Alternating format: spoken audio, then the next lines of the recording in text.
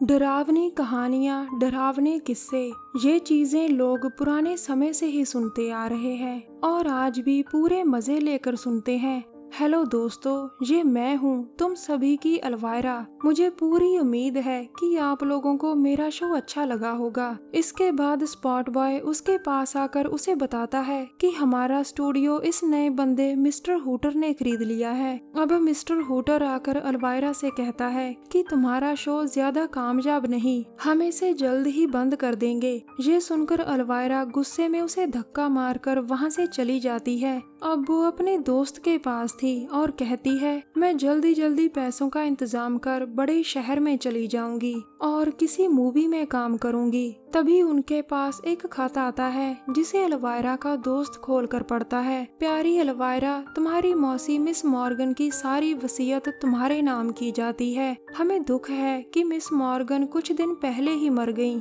ये सुनते ही अलवायरा नए नए महंगे सपने देखने लगती है जिसमें वो बहुत अमीर हो गई थी। फिर सपने से बाहर आकर वो कहती है, मेरे दोस्त, अब मैं मूवी में हर हाल में काम करूंगी। मैं चली बड़े शहर। अगले ही दिन वो अपनी मौसी की वसीयत लेने उसके शहर की तरफ जाती है। कुछ देर बाद अचानक अलवायरा की गाड़ी उससे मुंह मोड़ देती है। तभी एक औरत गिन्नी पूछती है, क्या कोई मर गया? अलवायरा कहती है, हाँ मर गया, और उसकी जिम्मेदार तुम हो जिसने सिर पर छोटे छोटे गिलास फंसा रखे हैं। गिन्नी कहती है, ध्यान से सुनो लड़की, इस शहर में मुझसे कोई इस तरह बात नहीं करता। अलवायरा पास आकर कहती है, सुनो दोस्त, तुमने ही खेल शुरू किया था, मैंने तो बस खत्म किया है। ये सुनकर गिन्नी वहाँ से भाग जाती है। इसके बाद अलवायरा गैराज में अपनी गाड़ी खड़ी कर सीधा वकील के पास आती है। वकील उसे देखकर हैरान था, जबकि बिंदास अलवायरा किसी की परवाह नहीं करती। अब वकील कहता है, अलवायरा, ये है मिस्टर बेन, तुम्हारे मामा। ये सुनकर वो बेन को गले लगा लेती है। अब वकील मॉर्गन की वसीयत पढ़ता है, मैं अपना घर, अपना कुत्ता और अपनी रेसिपी बुक अपनी अलवायरा के नाम करती हूँ। ये सुनकर अलवायरा बिल्कुल खुश नहीं होती, क्योंकि उसे तो पैसे चाहिए थे ताकि वो बड़े शहर में जाकर अपना सपना पूरा कर सके। वकील आगे पढ़ता है, मेरे सारे पैसे, सोना चांदी मेरे भाई बेन के नाम, जो मेरे पास बिल्कुल नहीं। बेचारा बेन बोले तो क्या बोले। कुछ देर बाद बेन अपने आदमियों से कहता है, मुझे वो रेसिपी बुक हर हाल में चाहिए, क्योंकि उसमें वो जादू है जिसकी कोई कल्पना भी नहीं कर सकता।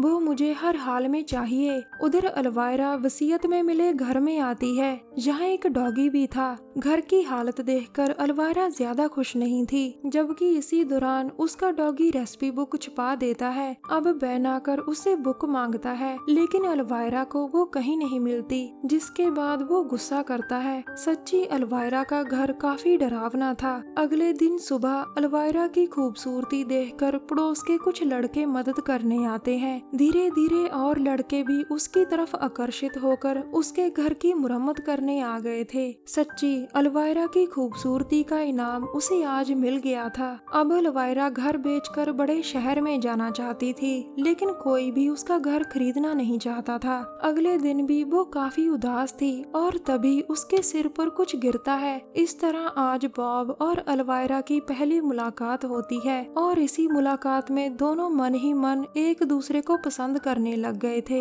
दूसरी तरफ बेन भी जल्दी जल्दी बुक को पाने के चक्कर में अपनी ताकतों को जगा रहा था। उधर अलवायरा के घर आज खाने पर बॉब आया हुआ था। इसी बीच अलवायरा के हाथ अपनी मौसी की रेसिपी बुक लग चुकी थी और वो उसी में से कुछ बनाने का फैसला करती है। हालांकि मौसी के नुस्खे थोड़े अजीब थे, लेकिन अलवायरा किसी तरह काम चला लेती है। अब अलवायरा के नुस्खे भी देख लीजिए। अगर मौसी शनिवार थी तो अलवायरा भी रविवार थी। अब वो जैसे ही ढक्कन उठाती है तभी बिना पैरों वाला जानवर बाहर आता है। शुक्र है अलवायरा रसोई की कच्ची थी और उसकी डिश भी उसकी तरह कच्ची ही रह गई, वरना दोनों को आज ये जानवर खा जाता। दोनों अभी जानवर से निपटते ही हैं कि तभी डॉगी बुक लेकर ऊपर भाग जाता है। दोनों उसका पीछा करते करते एक कमरे में पहुंच जाते हैं, जहां उनकी नजर एक पेटी पर पड़ती है। अलवायरा पेटी खोलती है, जिसमें बड़ा अजीब सा सामान पड़ा था। बॉब के हाथ एक खत लगता है, जिसे देख अलवायरा हैरान थी।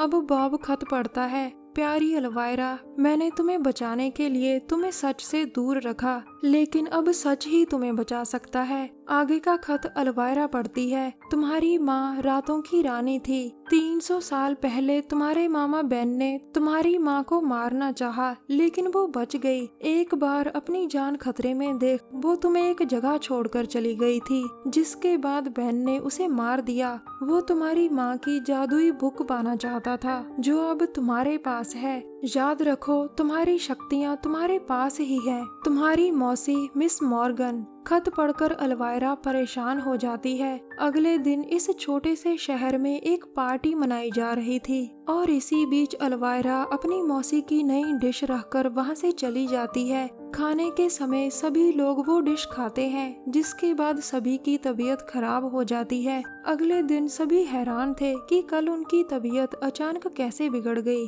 और तभी बेन आकर कहता है कि ये सारा काम पागल अलवायरा का है। वो तुम लोगों को मारकर शैतान को खुश करना चाहती थी। बस फिर क्या था, उसी रात सभी लोग चिल्ला रहे थे, अलवायरा चुड़ैल है, इसे मार डालो, इसे जिंदा जला डालो। बेचारी अलवायरा, उसने कभी सपने में भी नहीं सोचा था कि एक शरारत के कारण उसे इतनी भयानक सजा मिलेगी। अब आग धीरे धीरे तेज हो रही थी और तभी बॉब आकर उसे बचाने की कोशिश करता है, लेकिन सफल नहीं हो पाता। अचानक अलवायरा को अपनी मौसी की बात याद आती है कि उसके खुद के पास ही काफी शक्तियां हैं जो एक अंगूठी में छुपी हुई है। तभी वो अपना हाथ जल्दी जल्दी आजाद कर अपनी शक्तियों का इस्तेमाल करती है, जिसके बाद तेज बारिश शुरू हो गई थी। आज अलवायरा किसी तरह बच गई थी, लेकिन दूसरी तरफ बेन उसके घर से बुक चुरा लेता है। वो अब बहुत शक्तिशाली बन चुका था और वो अब अलवायरा को हर हाल में मारना चाहता था। बॉब उसे रोकने की कोशिश करता है, लेकिन उसके आगे बिल्कुल फेल हो जाता है। अब नादान अलवायरा उसे रोकने की कोशिश में अपनी अंगूठी भी उसे दे बैठती है,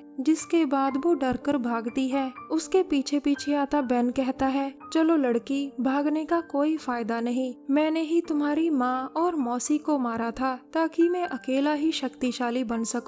मैं ही हूँ रातों का राजा। उधर अलवायरा भागती भागती कब्रिस्तान तक आ जाती है और उसके पीछे लगा बेन भी जहाँ आ गया था। बेन को देख अलवायरा अपनी हील से उस पर वार करती है और उसे जख्मी कर वहाँ से जल्दी जल्दी भागती है। वो भागकर अपने घर में आ गई थी, लेकिन यहाँ भी बेन उसे एक हाथ से पकड़ लेता है। अलवायरा बचने की काफी कोशिश करती है और इसी कोशिश में बेन का हाथ कट जाता है। अब बेन पूरा गुस्से में था, जबकि अलवायरा की नजर कटे हुए हाथ पर पड़ती है जिसमें उसकी अंगूठी थी। बेन उस पर लगातार कई हमले करता है, लेकिन वो बाल बाल बच जाती है। फिर वो अपने पास पड़े हाथ से अंगूठी निकालकर बेन को मार देती है। दरअसल पहले उसे अंगूठी की शक्तियों के बारे में ज्यादा पता नहीं था। अगर पता होता तो शायद आज हालात और होते। अब उसकी माँ की जादुई बुक भी आग में जल गई थी, जबकि अलवायरा किसी तरह जान बचाकर बाहर भागती है। अगले दिन बॉब कहता है कि चाहे तुम चुड़ैल हो, लेकिन मैं तुम्हें कहीं नहीं जाने दूंगा। जबकि अलवायरा को लगा था कि लोग उसकी सच्चाई जानकर उससे दूर भागेंगे।